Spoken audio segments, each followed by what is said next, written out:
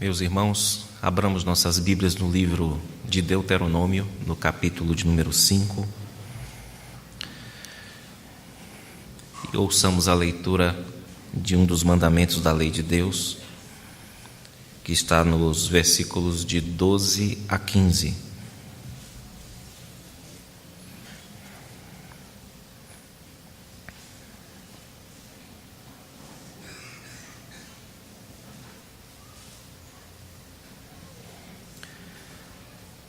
Quinto livro de Moisés, Deuteronômio, capítulo 5, versículos de 12 a 15. Assim nos diz a palavra do nosso Deus: guarda o dia de sábado para o santificar, como te ordenou o Senhor teu Deus. 6 dias trabalharás e farás toda a tua obra, mas o 7º dia é o sábado do Senhor teu Deus. Não farás nenhum trabalho, nem tu, nem o teu filho, nem a tua filha, nem o teu servo, nem a tua serva, nem o teu boi, nem o teu jumento, nem animal algum teu, nem o estrangeiro das tuas portas para dentro, para que o teu servo e a tua serva descansem como tu. Porque te lembrarás que foste servo na terra do Egito e que o Senhor teu Deus te tirou dali com mão poderosa e braço estendido. Pelo que o Senhor teu Deus te ordenou que guardasses o dia de sábado. Amém. Meus irmãos, dentre muitos bens que nós possuímos na nossa vida diária, um é certamente o mais fundamental, o mais básico. Também ele é irrecuperável, não dá para você ter de volta uma vez que você perde ou administra mal.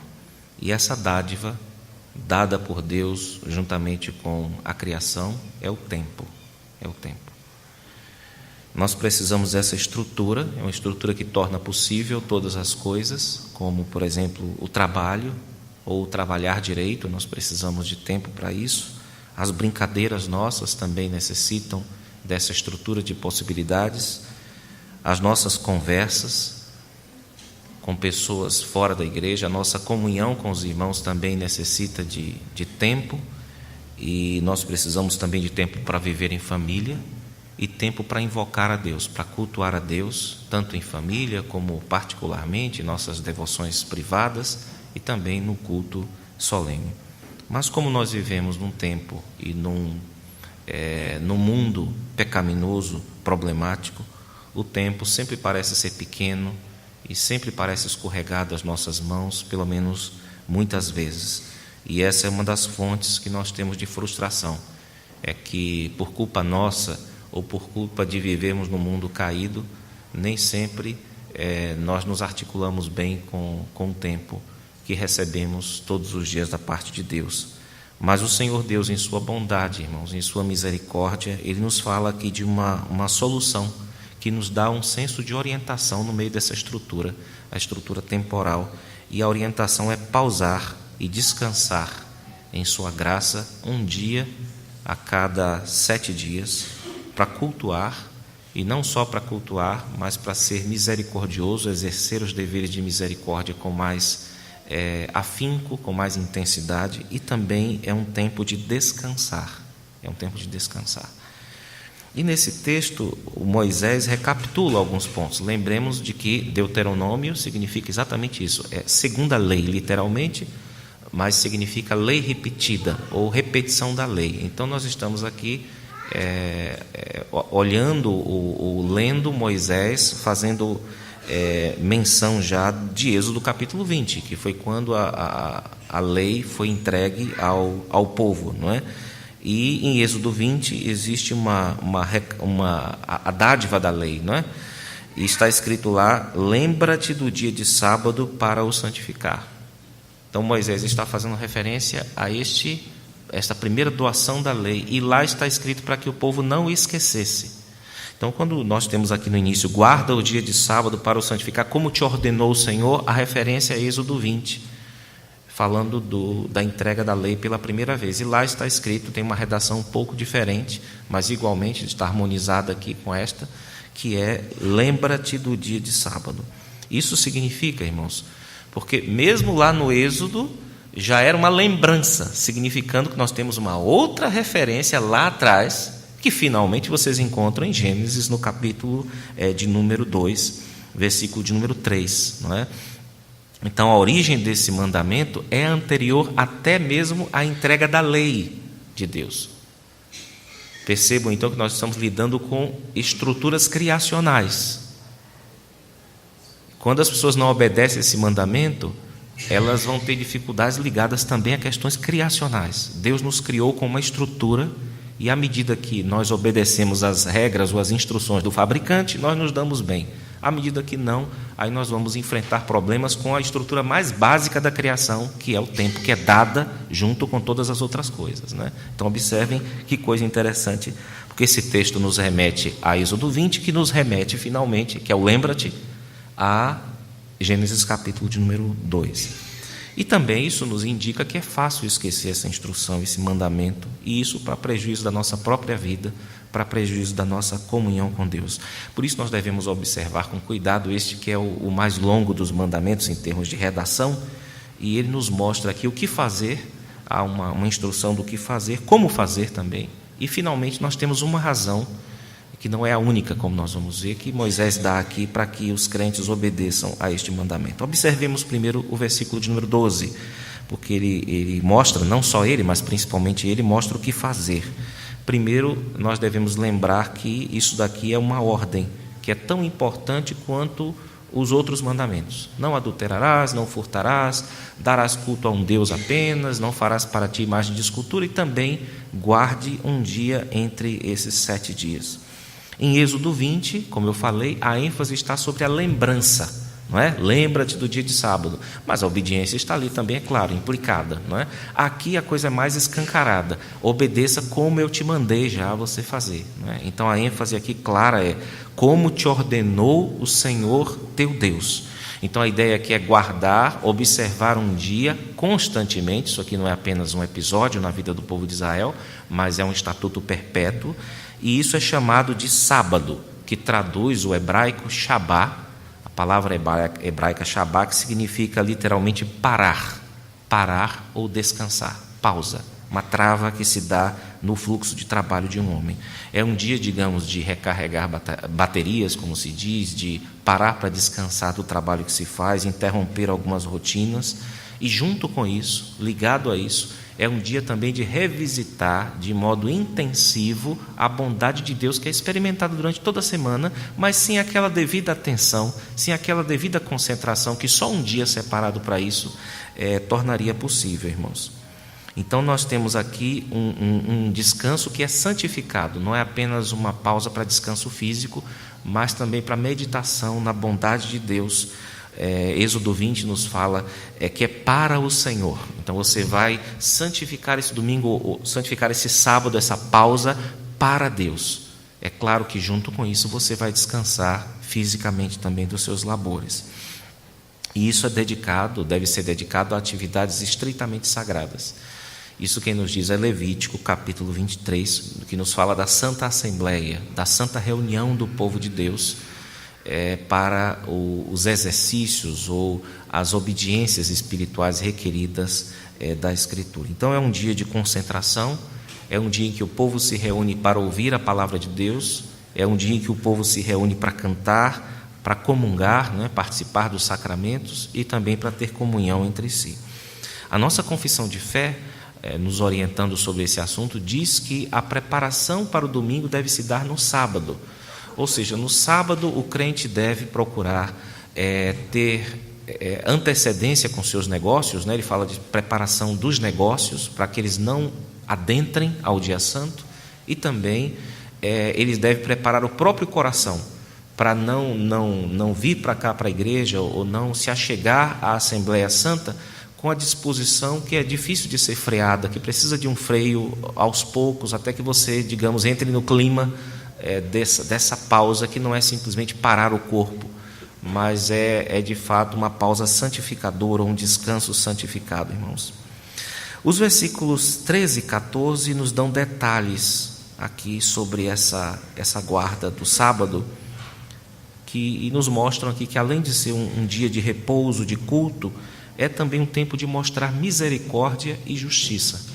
Observem que o texto fala que é importante, no caso para um chefe de família, que essa pausa se estenda aos seus filhos. E aqui há implicada a oportunidade, com mais calma, com mais tranquilidade, de instruir as crianças no caminho do Senhor, mais detidamente, porque isso aí nós vamos ver em Deuteronômio 6, que faz parte do andar diário de um pai com o filho.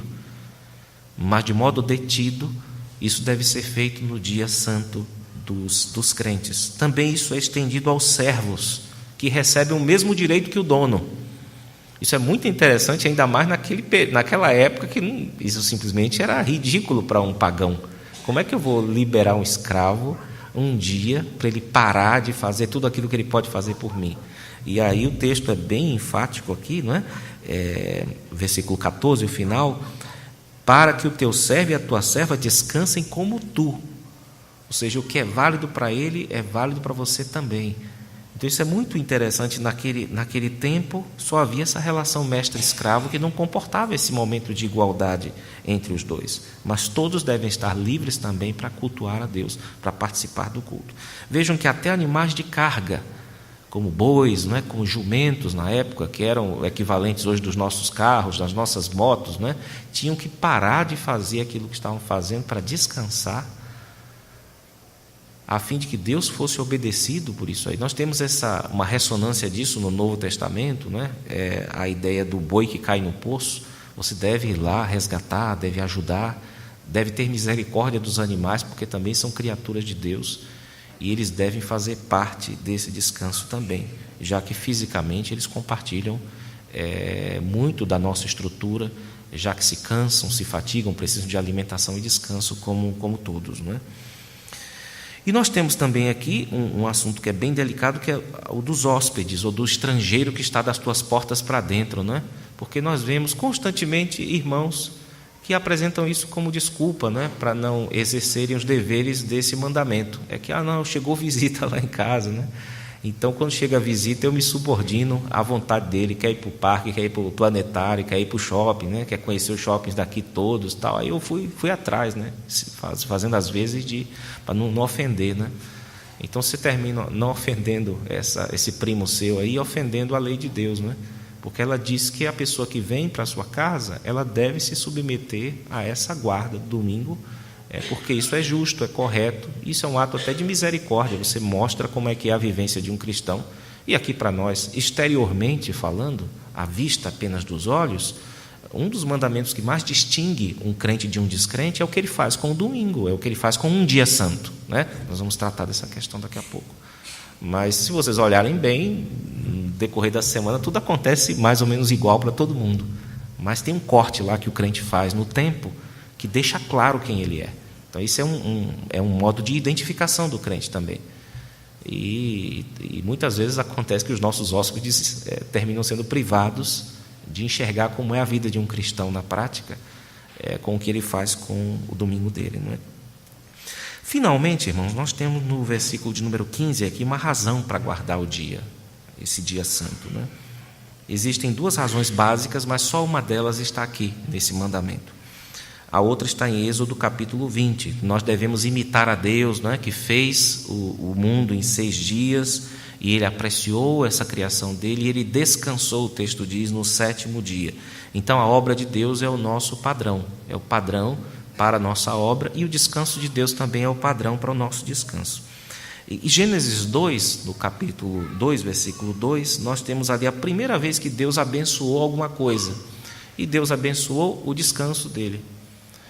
E com isso nós aprendemos que ele abençoou alguma coisa que ele quer que nós façamos para que ele também nos abençoe. Deus abençoou o seu próprio descanso, e Ele quer também abençoar o nosso descanso, não só para o bem desse descanso, mas para o bem também do seu contraponto, que é o trabalho que os crentes exercem durante a semana, irmãos. Mas essa razão não está aqui, não há esse apelo aqui. Há em Êxodo 20, no texto paralelo. Aqui só há apelo a uma outra razão. É que Moisés, ele ensina aqui que o fiel guarda esse dia porque ele foi salvo. A razão, então, não é criacional, mas ela é redentiva.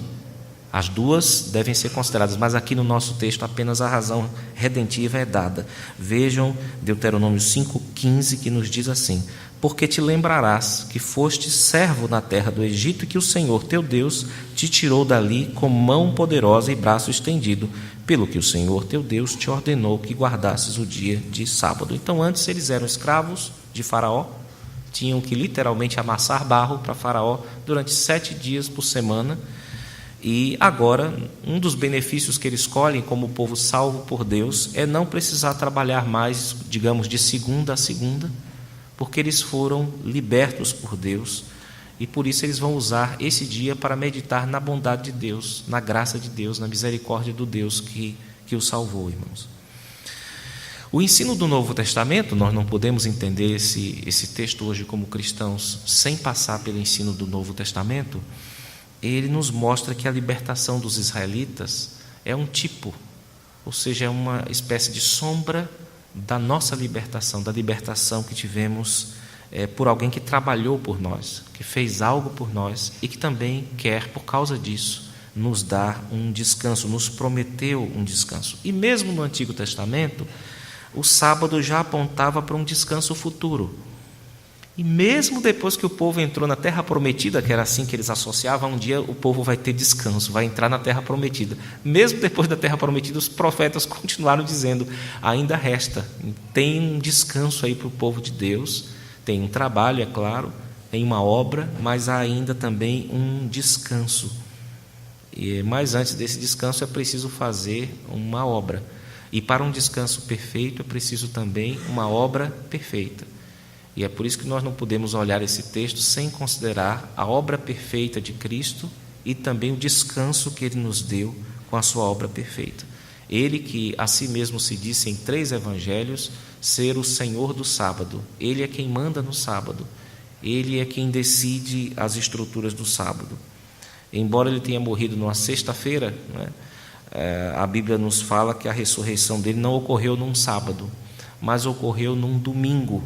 E isso ajudou aos cristãos a fixarem a sua atenção nesse dia, nessa data, que não foi num sábado, no sentido judaico, mas foi num domingo. E esse domingo passou a ser chamado de Dominus, não é? Como o próprio nome Domingos vem de Dominus, que significa Senhor. Ou seja, este é o dia do Senhor. E vocês observam desde o livro de Atos, os primeiros cristãos passando a se reunir não mais no sábado, mas se reunir no domingo, conforme a decisão entendida assim por aquele que era o Senhor do sábado, ou o Senhor do descanso, o Senhor do Shabá, aquele que pode eleger novos dias ou o dia que quiser, embora o princípio permaneça, dos 6 dias contra 1 em relação ao fiel, irmãos. E os cristãos então passaram a se reunir a partir de então para essa pausa santa no domingo.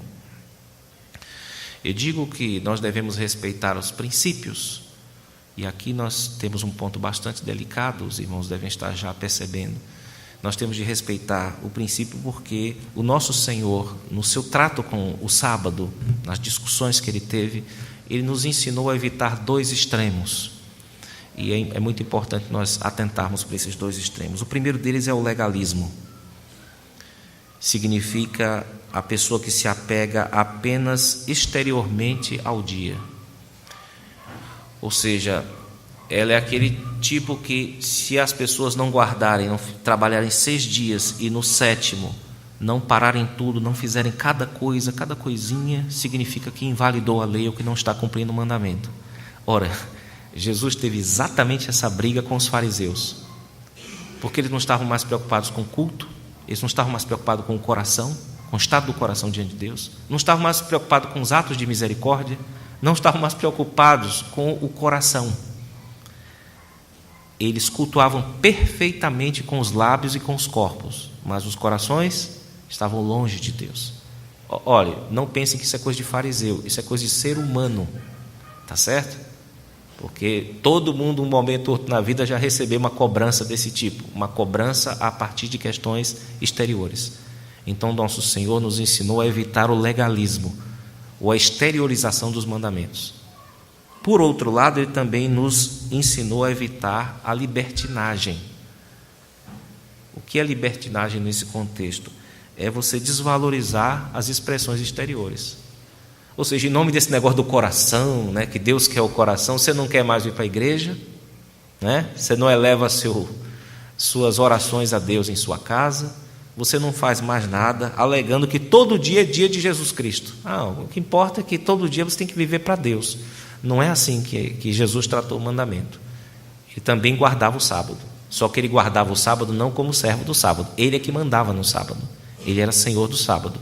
Daí aquelas discussões lá do boi, da vaca atolada, tal, que falou que a pessoa tem que ir lá salvar mesmo o animal, e o fariseu tinha horror daquilo, porque ele combateu as duas frentes. É claro que a da época, a mais forte, era a do legalismo, mas não significa que ele apoie a libertinagem de muitas pessoas que, em nome de uma religião do coração, não querem praticar os atos exteriores da religião. Mas só que o problema é que nós temos corpos. O problema é que vocês não são só corações, vocês são corpos que vão para algum lugar no domingo, né? Que vão para algum lugar no dia santo. Então, quem não vier para a Assembleia Santa vai estar no shopping, vai estar lá com pipoca na Netflix, vai estar com algum lugar inferior aos exercícios que nós fazemos aqui. Então, nós temos de evitar tanto um extremo como o outro. Essa é a substância do ensino do nosso Senhor. E há um teólogo da nossa igreja, o Cornelius Van Til, que ele diz o seguinte, que nós não precisamos ficar nem num extremo nem em outro. Porque, primeiro, nós somos uma nação de profetas. Se nós somos uma nação de profetas, nós valorizamos o coração. Vocês veem o tempo inteiro os profetas no Antigo Testamento dizendo: seus hipócritas, vocês estão aí com o culto tudo bonitinho, tal, mas o coração está distante de Deus, não é? Nós somos essa raça, irmãos. Só que nós somos também uma raça de sacerdotes. E sacerdote é apegado à estrutura exterior das coisas. Ele ama o culto, ele ama as cerimônias, ele ama os ritos. E nós devemos amar o culto, amar as cerimônias, amar os ritos, amar levantar, amar sentar, amar cantar de pé, sentado. Nós devemos amar essas coisas. Amar a mesa da ceia. Essa parte externa é típica de um povo sacerdotal. Então, o sacerdote gosta de coisas exteriores e profeta gosta de coisas interiores. E como um povo real, uma nação de reis, nós mantemos essas duas coisas juntas em harmonia. Pela autoridade de Cristo, nós mantemos essas duas coisas em harmonia. Então, o crente ama, sim, a religião do coração, mas ele ama também a religião da expressão. Porque toda igreja tem liturgia. Pode ser a mais bagunçada que for, tem uma liturgia, tem uma estrutura ali identificável. Você pode ficar confuso nas primeiras semanas. Depois você começa a identificar quem é quem na ordem do culto. Porque todas têm, não tem como escapar. Então não existe essa ideia de algo disforme. Não, sempre tem uma forma que alguém vai dar. Em geral são os reis, são os que governam a igreja. Mesmo hoje, irmãos, como eu havia dito, o domingo ainda aponta para um descanso que resta ao povo de Deus, e por isso o nosso foco deve estar mais no nosso coração do que nos nossos atos. Então, não é tão equilibrada a coisa assim. Nós temos de fato pensar que esse mandamento de obedecer a um dia de descanso, ele deve ser visto principalmente pela ótica do coração das pessoas. Por quê?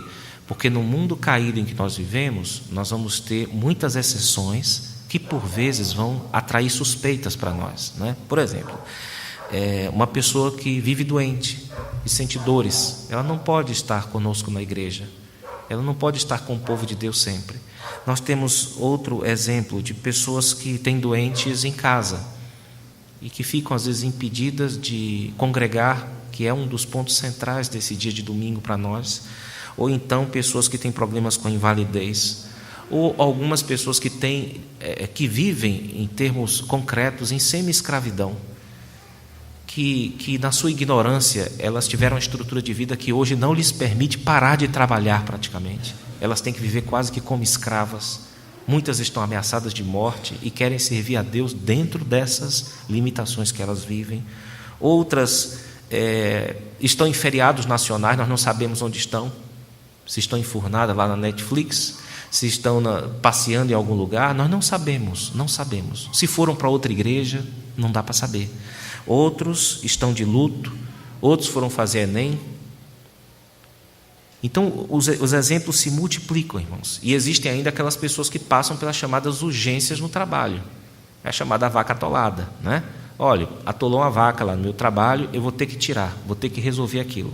Alguém já disse também que se todo domingo atola uma vaca, mas tem que comprar uma escopeta e matar a danada, que ela está atrapalhando a sua vida de fato com Deus. Mas isso acontece de fato. Acontece, irmãos, de você ter uma encrenca no trabalho e você precisa resolver aquilo, não é? Então, quem quiser bancar o malandro no meio dessas variações, vai enganar a igreja. Agora, Deus ninguém engana, não é? E é claro, você vai sofrer as consequências criacionais, porque Deus nos fez com estrutura. Assim como as empresas fazem lá uma resistência para chuveiro elétrico. Para 20 minutos dá, tá certo? 30 minutos dá, 1 hora dá. Agora deixa aquilo ligado para o ladrão pensar que você está dentro de casa. Deixa o final de semana ligado o seu chuveiro elétrico, você vê o que é que acontece. Então há uma estrutura nas coisas que, se você bagunçar, você pode fazer isso com a geladeira, né? Ela fica ali ad infinito, né? Ou então com a televisão. Mas se você fizer aquilo com o seu chuveiro elétrico, você sabe então que as coisas possuem estrutura. E as pessoas hão de colher essas consequências, né? Hão de colher essas consequências. Então, muitos têm colhido hoje consequências criacionais, porque quebrou mesmo, deu problema físico na pessoa porque ela não obedeceu. Mas o foco do nosso texto é porque Deus nos salvou. E isso é falta de educação, você não agradecer, e muito, no caso de Deus, quem salvou vocês, não é? Então, Deus quer governar, esse é o resumo aqui. Deus quer governar o seu trabalho, mas também quer governar o seu descanso. Esse é o princípio. Agora, como ele se dá na prática, tudo isso é muito complicado, e deve mais ser resolvido caso a caso do que com generalizações que podem conduzir à exteriorização do mandamento, coisa que Jesus reprovou no caso dos fariseus. Então, em resumo, irmãos, nós podemos aproveitar bem o nosso tempo nesta vida, mesmo num mundo como o nosso, de pecado, de inconsistências, né, de atrasos e de morte, como é o caso nosso, irmãos. Mas não dá para fazer isso sem entender esse mandamento. Não tem como, porque isso aqui está sendo dado pelo fabricante, por aquele que entende de fato de tempo, por tê-lo criado e dado junto com todas as outras coisas. Existe muita gente que está com a vida bagunçada hoje, porque ignora inteiramente esse mandamento, as implicações dele para a sua vida. E por isso é que eu recomendo aos interessados, nós não tratamos mais praticamente de nada aqui do mundo que é esse mandamento, não é? Mas eu recomendo a vocês que estudem o assunto, guiando-se sobretudo pelas confissões, pelos documentos confessionais. Praticamente todos eles tratam, as estruturas catequéticas todas incluem os 10 mandamentos. Então, todo o catecismo, em geral, trata dos 10 mandamentos, junto com o Pai Nosso, junto com outras estruturas, outros textos que servem de base para nós, o credo também.